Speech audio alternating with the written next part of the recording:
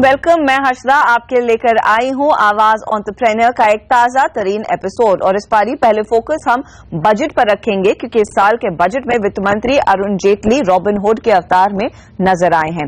सरकार जहां गरीब किसानों के लिए मसीहे के रूप में पेश हुई, वहीं अमीरों पर टैक्स का बोझ बढ़ा और आम आदमी के लिए इस बजट से कुछ खास निकलकर नहीं आया। स्टार्टअप इंडिया एक्शन प्लान के बाद इस इकोसिस्टम यानी कि स्टार्टअप इकोसिस्टम को उम्मीद थी कि ऐसे ऐलान होंगे जो स्टार्टअप पॉलिसी को आगे जरूर बढ़ाएंगे, लेकिन बजट में ऐसा कुछ हुआ नहीं है। हाँ, मैन्युफैक्चरिंग को बढ़ावा देने के लिए नए कारोबारियों को कॉर्पोरेट टैक्स में 5% की छूट जरूर दी गई है। वहीं छोटे बिजनेसेस के लिए कुछ 13 सेस खत्म किए गए हैं। बजट के इन ऐलानों को स्टार्टअप कम्युनिटी कैसे देख रही है, इसका असर आने वाले दिनों में कैसा रहेगा, इसी का विश्लेषण हम करेंगे CNBC आवाज पर। आज हमारे साथ स्टूडियो में मौजूद है एक जाना माना चेहरा रवि किरण, जो को फाउंडर है वेंचर नर्सरी के, और अब इन्होंने एक स्टार्टअप भी शुरू कर दी है दाजिल टुडे। रवि, स्वागत है आपका। एंटरप्रेन्योर और एक इन्वेस्टर के नाते आप इस बजट को कैसे कहेंगे? ठंडा था? काफी हद तक ठंडा था। मेरे ख्याल में एक्सपेक्टेशन बहुत थे, क्योंकि जो पहले 2-3 महीना पहले सब अनाउंसमेंट्स हुए थे, पॉलिसी इनिशिएटिव्स के डिस्कशन हुए थे, तो एक्सपेक्टेशन उस हिसाब से बहुत थे। उतना मिला नहीं, काफी कुछ रिपीट हुआ जो पहले भी स्टार्टअप इंडिया प्रोग्राम में अनाउंस हुए थे। लेकिन एक जो बड़ी उम्मीद थी वो कैपिटल गेन्स टैक्स में जो छूट या फिर पैरिटी की बात थी, उसमें अनाउंसमेंट जरूर आया कि वो 3 साल पर जो टैक्स लगता है अब सिर्फ 2 साल पर लगेगा। हालांकि वो टैक्स 20% का ही है। ये जो 1 साल का अंतर है, उससे क्या फर्क पड़ेगा? मेरे ख्याल में 100% कुछ फर्क नहीं पड़ने वाला है इसमें, क्योंकि जो स्टार्टअप इन्वेस्टर होते हैं वो ज्यादातर 2 साल में कोई एग्जिट करता ही नहीं है जी। तो अब 2 साल रखिए, 3 साल रखिए, 1 साल रखिए। हाँ, अगर पैरिटी लाना चाहिए था तो कोई भी इन्वेस्टमेंट लीजिए, स्टॉक मार्केट इन्वेस्टमेंट लीजिए, उसके हिसाब से पैरिटी करना हो तो दोनों को 1 साल रखना चाहिए था, ताकि anybody who wants to exit और who has an opportunity to exit, at least is got a comparison with another investment option which is stock market. तो मुझे नहीं लगता 3 साल से 2 करने में कोई ज्यादा किसी को फर्क पड़ेगा। ओके, तो it's as good as a no go. As good as a no go. एक और चीज जो उन्होंने की है स्पेसिफिकली, और लगातार ये चर्चा हो रही थी कि जो स्टार्टअप एक्शन प्लान आया था उसमें फोकस सरकार का यही है कि डिजिटल इकोनॉमी को कैसे बढ़ाया जाए, और जो भी ऐलान हुए थे सबने यही कहा था कि ये डिजिटल स्टार्टअप्स न्यू एज कंपनियों के लिए ही है। लेकिन इस बारी कोशिश, उम्मीद ये थी कि मैन्युफैक्चरिंग स्टार्टअप्स को बढ़ावा दिया जाएगा। अब ये जो सरकार ने कहा है कि अगर आप पहली मार्च या फिर उसके बाद से कोई भी मैन्युफैक्चरिंग सेटअप शुरू कर रहे हैं, उसमें आपको टैक्स 25% पर लगेगा। Cess and of course surcharge अलग होगा, जो पहले 30% प्लस सेस पर सरचार्ज था। क्या वाकई में मैन्युफैक्चरिंग स्टार्टअप्स इससे जेनरेट होंगे? क्या आपको लग रहा है वो इनोवेटिव बिजनेसेस आएंगे इधर? एक तो हमारा मैन्युफैक्चरिंग में बहुत बड़ा प्रॉब्लम है, मैन्युफैक्चरिंग पॉलिसी में, वो अलग से डिस्कस करेंगे। जो मोस्टली कंपनीज मैन्युफैक्चर करते हैं इंडिया में, वो स्टार्टअप्स नहीं होते हैं, क्योंकि मैन्युफैक्चरिंग में कैपिटल बहुत ज्यादा लगते हैं, which is why most startups जो भी प्रोडक्ट्स फिजिकल यूज करते हैं इंडिया में, वो बाहर से इंपोर्ट कर लेते हैं, चाइना में हो, ताइवान में हो, क्योंकि they are cheaper, right? So to me, to talk about startups, SME, entrepreneurship, innovation as one word, ये हमारी सरकार की सबसे बड़ी गलती है। I think we need to understand that startups are different from small and medium enterprises and small businesses. ये भी कहा गया है कि कॉर्पोरेट टैक्स जो स्टार्टअप्स या फिर दूसरे का छोटे कारोबारी देते हैं, उसमें 1% की छूट मिलेगी, वो 29% पर है। कैसे वाकई में वो सेविंग होगी ताकि कंपनियां फिर से अपने बिजनेस को एक्सेलरेट करने के लिए वो पैसा लगा सकें? स्टार्टअप्स को नहीं, startups don't make profit. Startups constantly look for new business model. कभी कभी 5, 6, 7 साल लग जाते हैं business model, the viable business model find करने में, स्केलेबल बिजनेस मॉडल फाइंड करने में। फॉर एग्जाम्पल, अभी इंडिया में 4,500-5,000 हजार स्टार्टअप्स है। 99% don't make a profit, including some of the biggest companies which are some time ago startup, right? बड़े बड़े ई-कॉमर्स कंपनी ले लीजिए। सो ये जो 30% commit 29%, that's good for may be larger companies, but not for startups. अगर आपने angel funding race की है और आपको क्या मार्केट प्राइस से ज्यादा वैल्यूएशंस पर मिले हैं, तो as a promoter you might get tax for it. ये भी एक बहुत बड़ी बाधा है। फिर सबसे बड़ा इनको यही निकालना चाहिए था। जहां तक मुझे याद है, ये 1-2 महीना पहले अनाउंस भी किया था that we will remove the so called startup tax बोलिए, एंजल टैक्स बोलिए, 56(2) जो सेक्शन है, ये इनको सबसे पहले निकालना चाहिए था। ईसॉप को कैसे ट्रीट किया जाए, ईसॉप पे कैसे टैक्स ना लगे, वो इनको करना चाहिए था, because these are startup centric issues, these are not overall corporate issues, right. Angel investor base कैसे बढ़ाया जाए, राइट, जिनको जो स्टार्टअप्स को शुरू में हेल्प करते हैं थ्रू इन्वेस्टमेंट, थ्रू मेंटरिंग, ये सोचना चाहिए था। नॉट दिस जो अभी किया है 500 crore for SC/ST women entrepreneurs, which to me is a further caste system within entrepreneurs.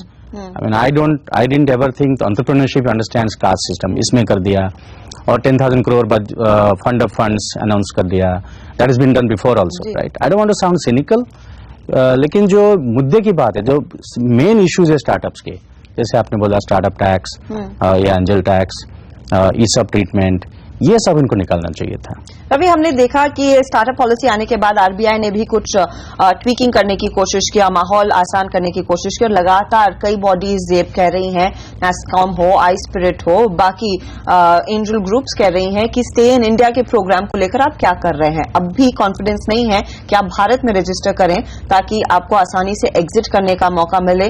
वो कब होता हुआ दिखाई देगा? जब तक मेरे ख्याल में वो बैंक्रप्सी कोड नहीं आता, I don't think we really gonna go ahead. क्या वो सही है? बिल्कुल सही है मेरे ख्याल में, लेकिन एक चीज ध्यान रखना पड़ेगा हमें. मूड बन गया है. Today we are more proud whether we are entrepreneurs और general Indians compare to some time ago, right, to stay in India. लेकिन जब तक जमीनी हकीकत नहीं बदला है, you know, what reason do I have to stay in India?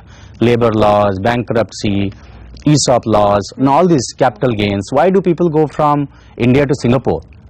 Right? 20% capital gains, 0% capital gains. That's a lot of money. किसी के लिए भी, entrepreneur हो, investor हो. तो मुझे अभी लगता है टाइम लगेगा. बजट में कितना हो सकता था ये नहीं बोल सकता हूँ, लेकिन ये है कि बजट के बाहर भी बहुत कुछ हो सकता है चीजें. बट आप कह सकते हैं कि ये वर्क इन प्रोग्रेस है, एंड होपफुली बजट के आगे इन तमाम चीजों पर सरकार काम करती हुई दिखाई जरूर देगी.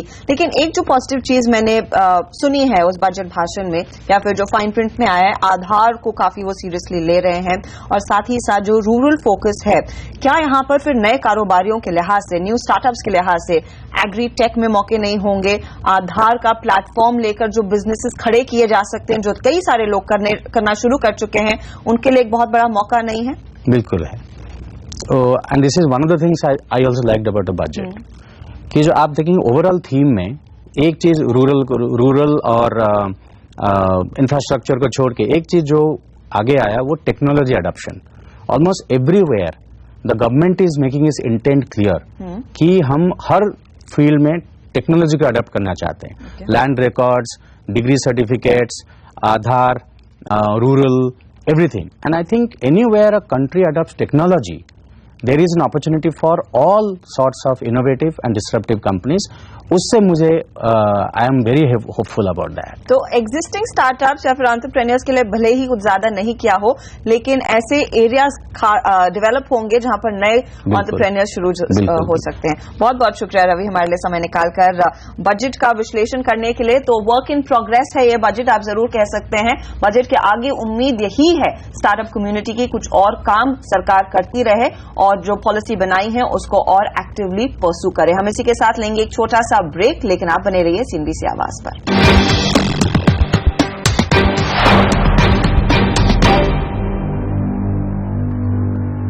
आप देख रहे हैं आवाज एंटरप्रेन्योर, और अब वक्त है गुरु ज्ञान लेने का. बिजनेस आइडिया को कामयाब वेंचर में तब्दील करने के लिए सही प्लानिंग की जरूरत होती है. ये प्लानिंग की आदत कारोबार के हर मोड पर काम आती है, और प्लानिंग का असर तभी दिखेगा जब आप उसे सही तरीके से एग्जीक्यूट कर सकें. तो क्या है सही एग्जीक्यूशन के मूल मंत्र? यही पता लगा रही हैं मेरी सहयोगी कल्पिता पारकर. बी स्कूल में बिजनेस की ABCD तो सिखाई जाती है, लेकिन जहां सवाल एग्जीक्यूशन का हो वो कहीं पे भी सिखाया नहीं जाता. और जब आप बिजनेस करना शुरू करते हैं प्रैक्टिकली, तब प्लानिंग और एग्जीक्यूशन में जो चैलेंजेस आते हैं, किस तरह से इनको फेस किया जाए? एग्जीक्यूशन की कोई ऐसी फॉर्मल ट्रेनिंग नहीं होती. इस तरह आप देखें, कोई भी स्ट्रैटेजी जो है कभी सक्सेसफुल अनसक्सेसफुल नहीं होती as much as execution of the strategy जो है वो सक्सेसफुल या अनसक्सेसफुल बनाती है स्ट्रैटेजी को। इनफैक्ट एक्सपर्ट्स जैसे कि रामचरण है या दूसरे एक्सपर्ट्स ये हमेशा यही कहते हैं कि 75% of strategies do not get successful not because of the strategy but because of the execution of the strategy. तो एग्जीक्यूशन एक बहुत ज्यादा मायने रखता है आपकी स्ट्रैटेजी के ऊपर, और खास करके स्टार्टअप बिजनेसेस के लिए अगर आपका एग्जीक्यूशन प्लान स्ट्रांग नहीं है तो आपको आगे चल के दिक्कतें आएंगी। तो एग्जीक्यूशन के एसेंशियल्स क्या है? पहले हम ये दो चीजों को सेपरेट कर लेते हैं, स्ट्रैटेजी और एग्जीक्यूशन, और इसके बीच में मैं दो और चीजों को मैं खास करके आपको हाईलाइट करना चाहूंगा। वो है जो हम हमेशा सुनते हैं, अर्जेंट वर्सेस इंपॉर्टेंट। तो जो ऑपरेशनल वर्क है और जो ग्रोथ रिलेटेड वर्क है या बिजनेस को बनाने वाले काम है, अगर आप किसी को भी पूछो आपके ऑफिस में या आपके जो टीम में जो लोग काम कर रहे हैं, अगर आपके पास कोई ऐसी गोल्स नहीं होती फिर भी एवरीडे जो काम कर रहे हैं वो होता होगा, तो वो तो रोज काम होगा ही उनके पास, क्योंकि वो करते रहेंगे वो काम। और क्यों करता है पर्सन काम? क्योंकि उसके लिए उसका कोई रिवॉर्ड्स होगा या मंथली सैलरी होगी या जो भी होगा।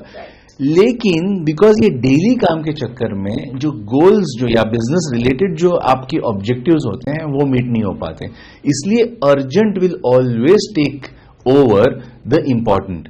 यहां पर आपकी एग्जीक्यूशन की शार्पनेस और फोकस काम आती है। और इसके बेसिक बिल्डिंग ब्लॉक्स क्या है जिनको पार करना जरूरी होगा? Basic building blocks of execution 4 से ज्यादा नहीं होंगे, और इसे मैं पामा कहता हूं। पी से स्टार्ट करते हैं। प्लान बड़ी सिंपल चीज है, हर पर्सन को पता है कि प्लान करना है, लेकिन इसकी कुछ बहुत ही इंपॉर्टेंट चीजें होती हैं प्लान के बारे में। लेकिन प्लान किस चीज का? एग्जीक्यूट करने का सबसे मूल आधार, उसका जो रूट है वो ये है कि आपके जो गोल्स हैं 2 या 3 से ज्यादा नहीं हो, और जितना क्लियरली उसको आर्टिकुलेट करें आप, जितना क्लियरली कम्युनिकेट कर पाए इसको, उतना आपका स्ट्रांग प्लान बनेगा। तो ये हो गया पी। ए, प्लान के बाद क्या आएगा? प्लानिंग के बाद तो act. But again, do you want to act on everything that you take up, या आपको एक्ट ऐसी चीजों पे करना है जो बहुत ही again in line with those goals हैं? एक्ट में आप हमेशा 2 चीज ध्यान रखें, लीड और लैग इंडिकेटर्स के बारे में। लीड और लैग इंडिकेटर्स जो है उसकी क्लैरिटी आपको होनी काफी जरूरी है। यहां पर प्लानिंग में एक्ट जिस पे करना है वो आप प्लीज क्लियरली डिफरेंशिएट करें, क्या मेजर कर रहे हैं, इसलिए लोगों को किस चीज पे एक्ट करने बोल रहे हैं। ये हो गया एक्ट।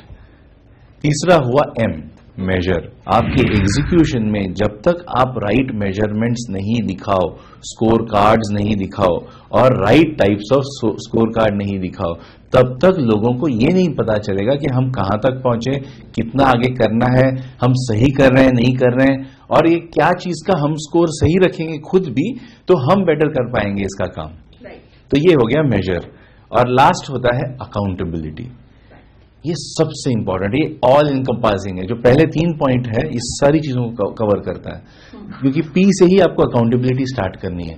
जब तक आप ऐसा एक कल्चर, एक ऐसा माहौल नहीं बनाए जहां अकाउंटेबिलिटी सेट होती है, अकाउंटेबिलिटी कभी भी इस तरह से सेट होती है कि आप जो है रिवॉर्ड्स और पेन यानी cost of non performance build करें, तब जाके लोग ओनरशिप लेते हैं। तो वो creating that whole culture of accountability becomes a very important part of execution. उसके लिए आपको सीमलेस टीम्स को जोड़ना, उनको एक दूसरे की डिपेंडेंसी समझाना और उनमें एक आपस में एक ऐसा वातावरण पैदा करना कि हर पर्सन अकाउंटेबल है ये कुछ स्कोर्स के लिए, और उस कोर्स के लिए हम सबको मिलकर काम करना होगा। वो एक सेंस बनता है कंपनी का। तो ये हुए पामा। Thank you Tanveer. I am sure execution का ये पार्ट हमारे एंटरप्रेन्योर्स को जरूर काम आएगा। इसी के साथ आवाज एंटरप्रेन्योर में इस हफ्ते इतना ही। आपको हमारा शो कैसा लगा ये हमें जरूर बताएं। हमारा फेसबुक पेज हाजिर है जहां पर आप अपने कमेंट पोस्ट कर सकते हैं, और आप मुझे ट्विटर पर भी फॉलो करें @AE हर्षदा। अगले हफ्ते फिर मिलेंगे। नमस्कार एंड टेक केयर।